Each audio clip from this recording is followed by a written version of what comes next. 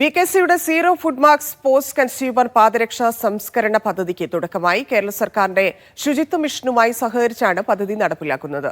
പദ്ധതി രാജ്യത്തുടനീളം വ്യാപിപ്പിക്കാനാണ് India's BKC ലക്ഷ്യമിടുന്നത്.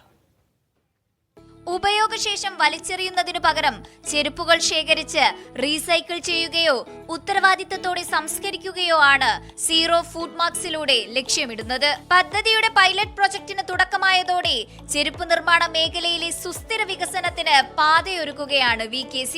വളരെ ലളിതമായ രീതിയിലാണ് സീറോ ഫുഡ് മാർക്സ് എന്ന ഈ നൂതന സംരംഭത്തിന്റെ ആസൂത്രണം.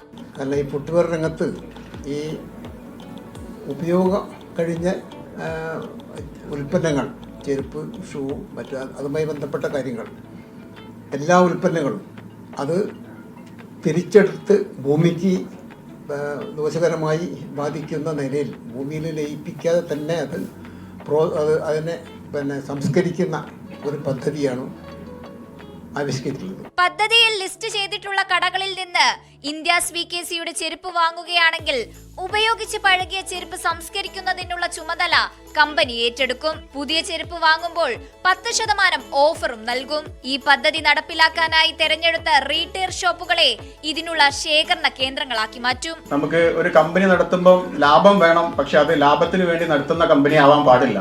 അപ്പൊ നമ്മളെ മൂല്യങ്ങളെ കൂടി നമ്മുടെ സാഹചര്യത്തിന്, നമ്മുടെ സമൂഹത്തിന്, അല്ലെങ്കിൽ നമ്മുടെ സമൂഹത്തിന് ഗിവ് ബാക്ക് എന്ന് പറഞ്ഞ ഒരു സാധനമുണ്ട്. അപ്പൊ നമ്മൾ എന്തൊക്കെയാണോ നമുക്ക് ഇപ്പോൾ നമ്മളെ CSR ആക്ടിവിറ്റി, അതുപോലെ എന്തൊക്കെ ചെയ്യാൻ പറ്റും, ആ രീതിയിൽ ഒരു പരിഗണന എപ്പോഴും നൽകി പോരുന്ന ഒരു കമ്പനിയാണ് BKC.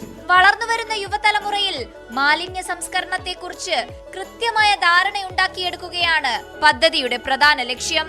മീഡിയ 1 തിരുവനന്തപുരം.